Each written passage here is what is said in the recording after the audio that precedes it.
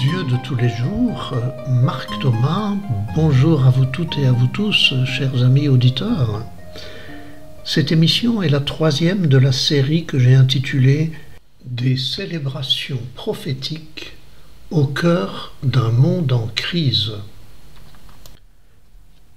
Vous pouvez retrouver sur mon blog parole-semée.com, vous pouvez donc retrouver les deux premières émissions.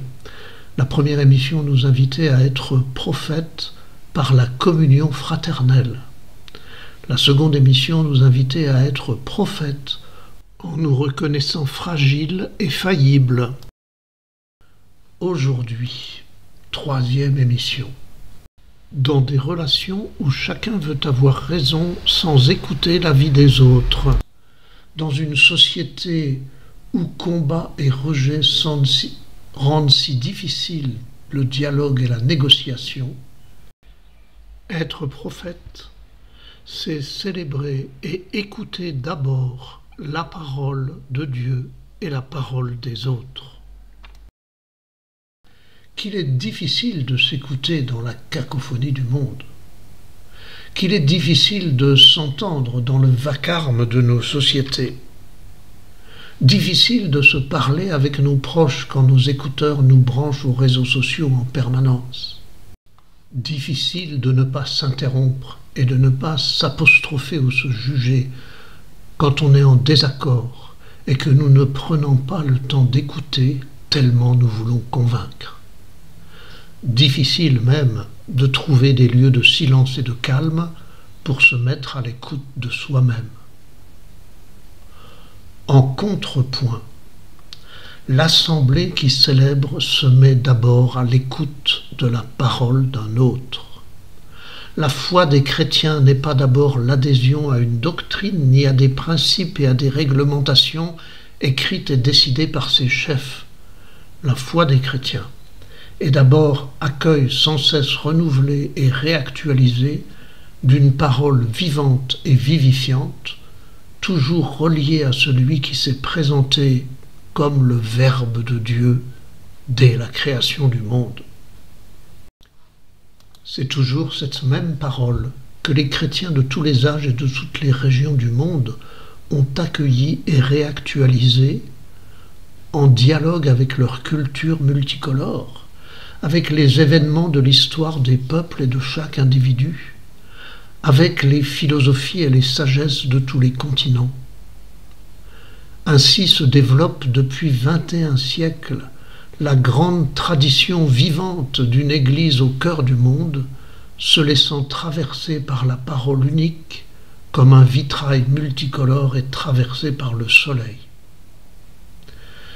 Chaque chrétien s'ouvre et se laisse traverser par cette parole, toujours autre, et toujours illuminant ce que je suis. C'est en chacun que cette parole rentre en résonance avec mon être profond, avec mes valeurs et mes aspirations, avec mes découvertes et mes questionnements, avec ma vie quotidienne et ses événements petits et grands, avec mes relations difficiles ou bienveillantes. Cette parole n'est pas faite pour rester dans les églises, mais pour illuminer le monde. L'interprétation de cette parole n'est pas réservée aux responsables des communautés, mais à tous et chacun. La mission des responsables et spécialement des ministres ordonnés est précisément de veiller à ce que ces différentes interprétations de la parole puissent s'exprimer et restent en cohérence avec l'Évangile et en communion fraternelle. Alors, nous poursuivons ce que disait Jésus dans le temple. Cette parole de l'Écriture, c'est aujourd'hui qu'elle s'accomplit.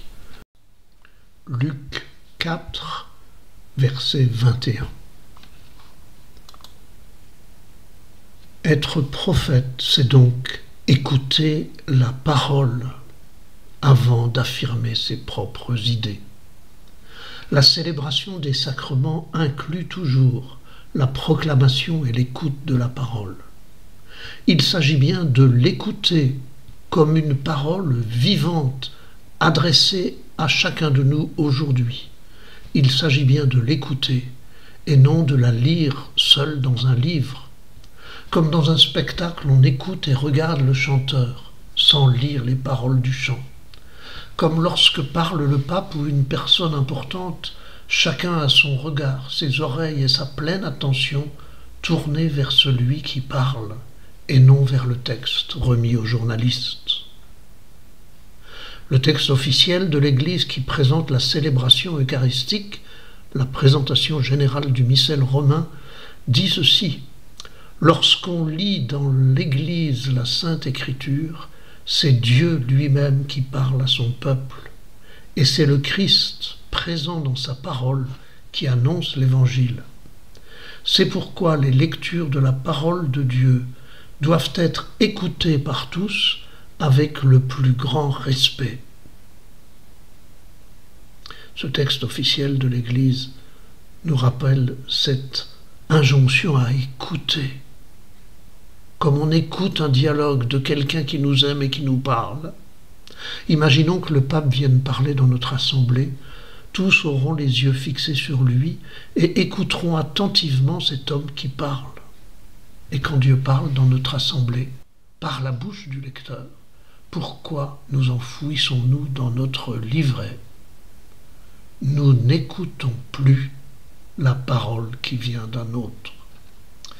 Cela suppose bien sûr que la sonorisation permette à chacun d'entendre et que le lecteur ou la lectrice, par la bouche duquel Dieu va parler, prenne le temps de se déplacer tranquillement, regarde l'assemblée à qui il va parler avant de regarder son livre, puis qu'il ne se contente pas de lire rapidement un texte, mais qu'il le proclame comme une parole vivante, sans faire de théâtre, mais lentement pour que les auditeurs aient le temps de laisser résonner en eux la parole qui vient d'un autre.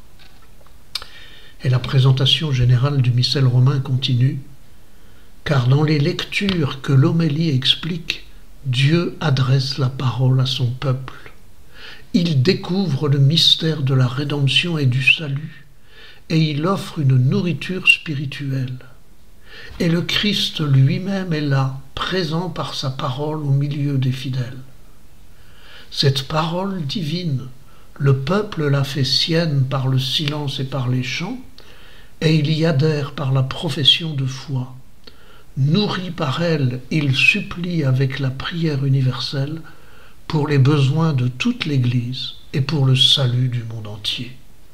Quelle belle écoute active qui provoque un dialogue entre cette parole entendue, mon adhésion exprimée et mon souci de la répercuter et d'en répercuter les effets sur tous ceux qui m'entourent.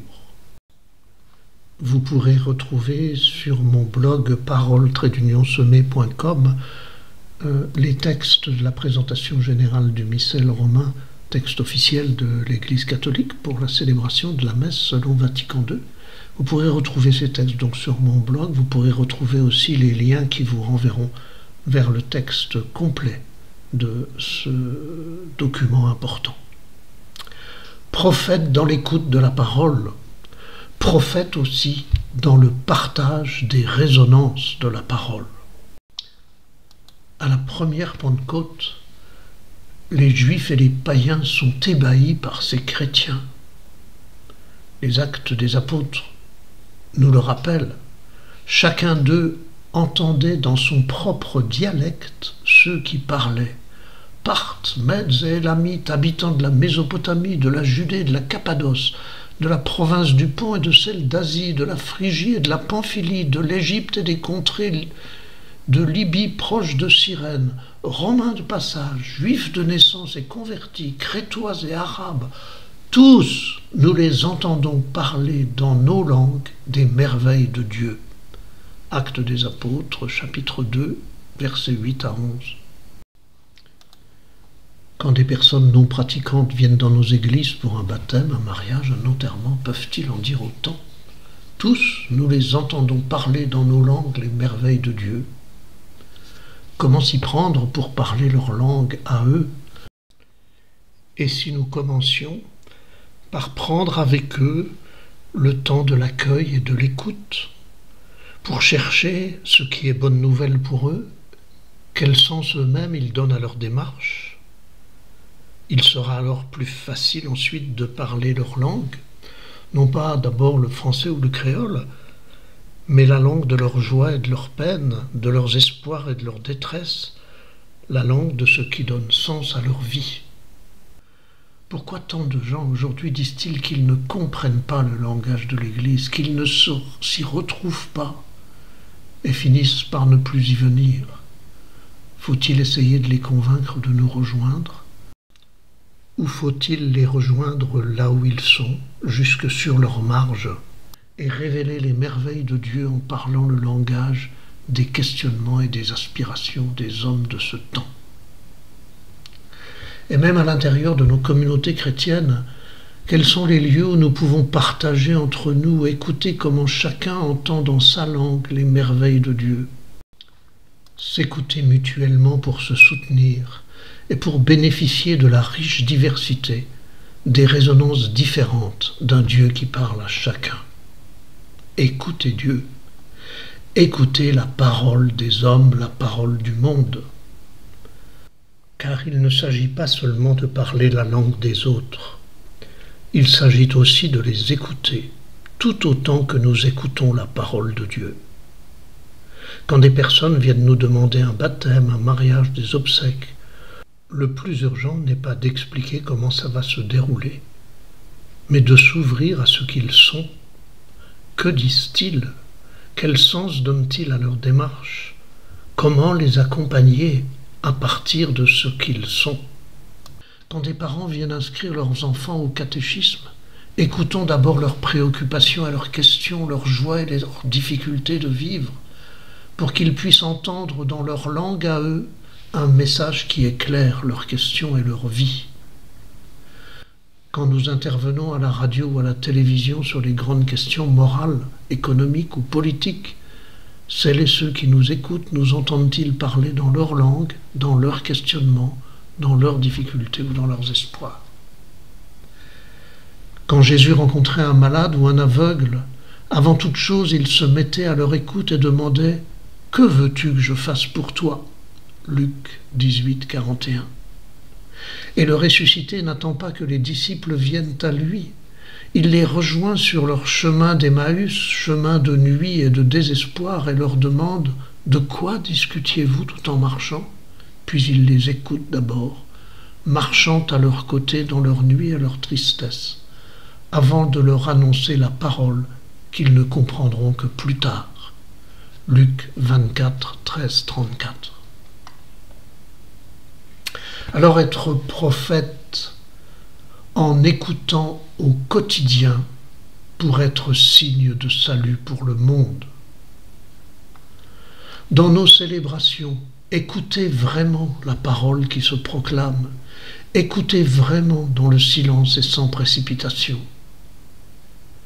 Dans les chants de nos célébrations, renoncez parfois à toujours tout chanter ensemble, mais se répartir les couplets entre hommes et femmes, entre adultes et enfants, pour alterner écoute et chant, pour devenir une communauté en dialogue où chacun a son temps de parole et d'expression pour soi et au service de tous. Dans la cacophonie du monde, dans les rejets et les conflits, se mettre à l'écoute pour transformer le combat en débat.